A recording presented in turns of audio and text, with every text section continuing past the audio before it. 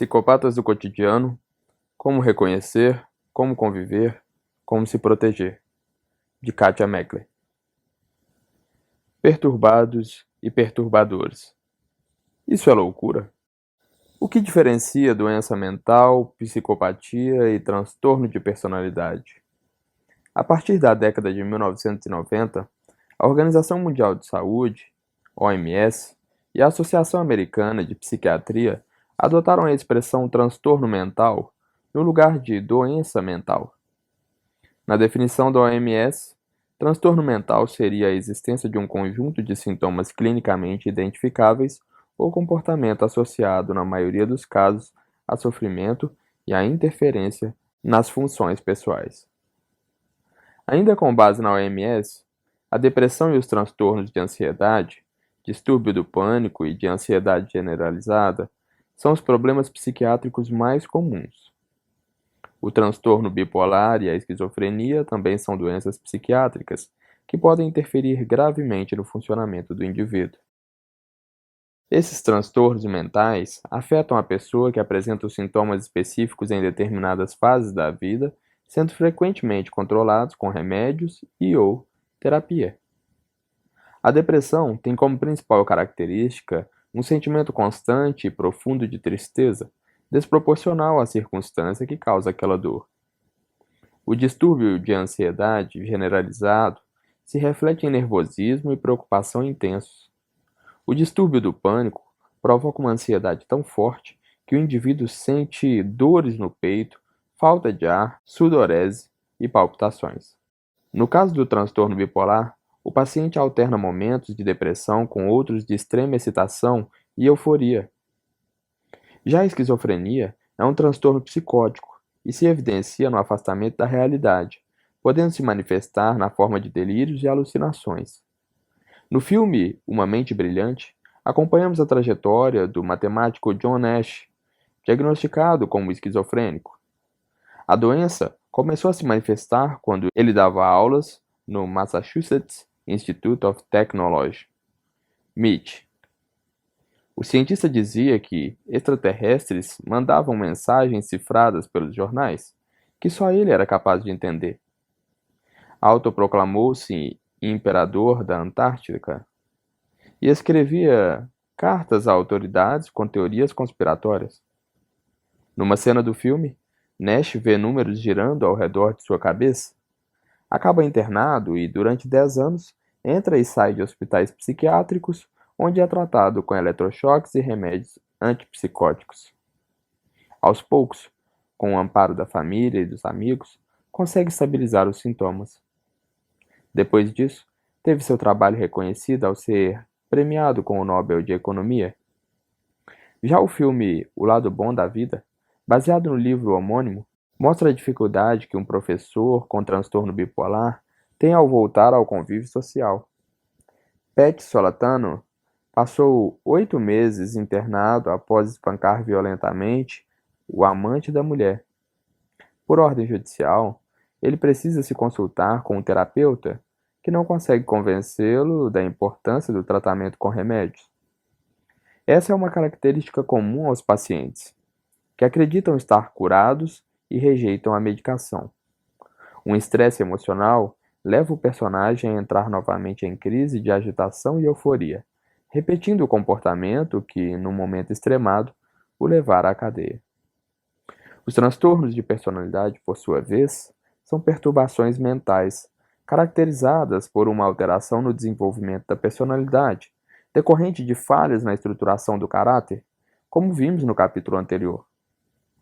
O indivíduo apresenta um padrão comportamental rígido e repetitivo, desde o fim da adolescência ao início da vida adulta, que acarreta dificuldades nos relacionamentos pessoais, em uma ou mais áreas de sua vida. Não há perda do juízo da realidade, como nas psicoses, nem alternância de fases com ou sem sintomas, como nos casos de ansiedade e depressão. A resposta à medicação é precária, uma vez que a anormalidade não se expressa em sintomas, e sim numa organização patológica da personalidade. Um bom exemplo é Darth Vader, o vilão intergaláctico de Guerra nas Estrelas. Um grupo de psicólogos e psiquiatras da Universidade de Toulouse, na França, detectou no personagem 6 dos 9 traços do estilo borderline. Para quem não conhece a saga, Anakin Skywalker é um jovem que se prepara para tornar-se um cavaleiro Jedi, ou seja, um guerreiro do bem. Desde cedo, ele demonstra raiva e impulsividade, por vezes incontroláveis, além de oscilar entre a idolatria e o ódio a seus mentores. Quando adulto, assume a identidade de Darth Vader e se torna a face do mal. Independentemente do lado que escolhe, ele está sempre sofrendo, com um sentimento crônico de vazio. Não consegue estabelecer uma relação com a mulher que ama, não tem amigos, seu jeito instável afasta todo mundo e, solitário, acaba pondo fim à própria vida. Ideias suicidas, muitas vezes levadas a termo, também fazem parte do conjunto de características das pessoas com o TP borderline. Em nenhum momento, Vader perde o contato com a realidade. Ele tem consciência de seus atos e, com frequência, se martiriza por não conseguir controlar os acessos de raiva. Revela um medo inexplicável de ser abandonado e, por causa desse sentimento, torna-se capaz de maldades incalculáveis. Numa frase, seu mentor, Mestre Yoda, resume bem o que se passa na mente de um indivíduo com essa natureza. O medo é o caminho para o lado negro. O medo leva à raiva. A raiva leva ao ódio. O ódio leva ao sofrimento. O sofrimento também está presente na trajetória de Zelig, personagem criado por Woody Allen no filme homônimo. Com traços típicos dos TPs evitativo e dependente, Zelig vive à sombra de qualquer pessoa a quem queira agradar e por quem gostaria de se sentir amado. Quando se encanta por alguém, ele assume o jeito de ser daquele indivíduo ou aquele grupo. Tal é a sua necessidade de se sentir incluído. Na cena inicial do filme, o personagem está numa festa. Enquanto circula em meio aos convidados, age e fala de maneira snob. Ao entrar na cozinha, assume a postura e o vocabulário de alguém menos refinado. Uma psiquiatra tenta ajudá-lo, mas a habilidade camaleônica torna Zelig uma celebridade. E, como toda pessoa que tem o traço evitativo, ele não suporta os holofotes e desaparece. O fato é que, para disfarçar seu medo de rejeição e seu sentimento de inadequação, Zelig fica invisível, veste a personalidade do outro para permanecer escondido. Esse jeito inflexível de ser, perturbado e perturbador, nos leva à definição de transtorno de personalidade. E quanto à chamada psicopatia, numa tradução livre do grego, alma sofredora, tanto o DSM-5 quanto o CID-10 não a consideram uma condição médica. Apesar de muito debate, a hipótese mais aceita hoje é de que se trata de um transtorno grave de personalidade antissocial. Por muitos anos, o conceito de psicopatia caiu em desuso. À luz da psicanálise, no início do século XX, essas perturbações mentais eram consideradas no espectro das neuroses. Em 1941, o psiquiatra americano Harvey Cleckley, em seu livro A Máscara da Sanidade, listou 16 características para a psicopatia e o conceito passou a ser vinculado ao denominado transtorno antissocial da personalidade, segundo as classificações atuais. Décadas depois, o psicólogo canadense Robert Hare, baseado na classificação de Cleckley, criou a escala PCL-R, que usa o conceito de psicopatia para classificar as pessoas com características de um estilo antissocial grave, marcado por uma pontuação alta em traços ligados à mentira, manipulação, estilo de vida parasítico, a ausência de remorso e culpa, falta de empatia, frieza, insensibilidade, prazer em transgredir e histórico de problemas com a lei. Esse estilo antissocial ou psicopata fascina o ser humano. O sucesso de filmes, seriados, músicas e livros protagonizados por indivíduos que têm esse traço é um fenômeno claro dos nossos tempos. Vilões manipuladores, mentirosos, sedutores e inescrupulosos têm uma legião de fãs. Histórias de serial killers prendem a atenção de espectadores e leitores no mundo todo, e não raras vezes acompanhamos notícias dessa espécie como contos de suspense ou terror.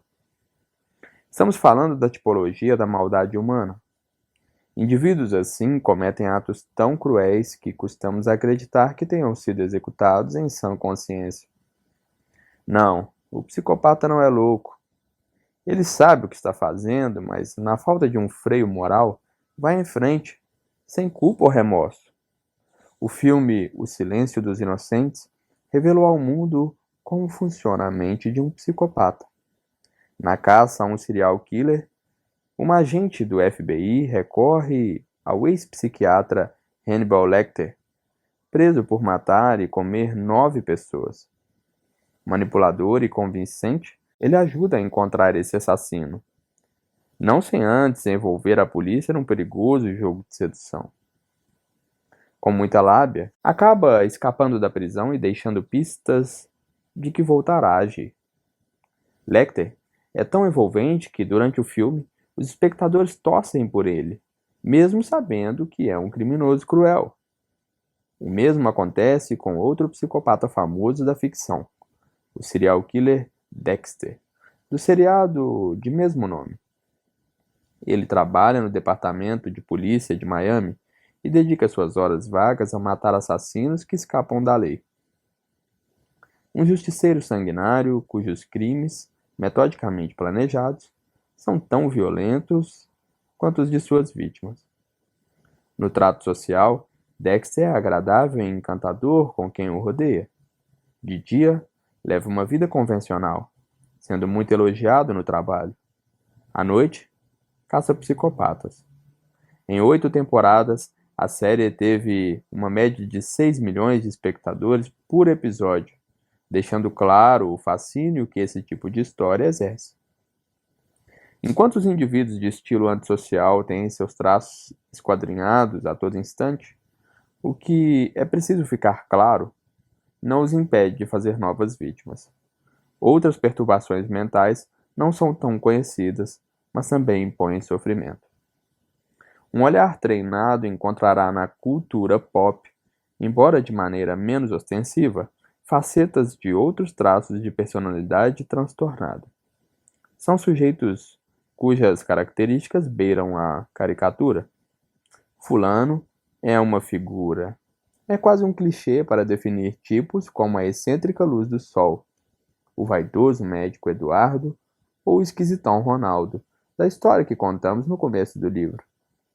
De uma forma ou de outra, o jeito estereotipado de ser deixa claro aos outros que se trata de pessoas bem diferentes, tão distintas que não funcionam ou não se adaptam à convivência em sociedade. É preciso reforçar que fazer o diagnóstico de um transtorno de personalidade é tarefa muito complexa. 3 fatores devem ser levados em consideração. 1. A presença de um ou mais traços de personalidade patológicos. 2. Seu surgimento no fim da adolescência, ou, em alguns casos, ainda na infância. 3.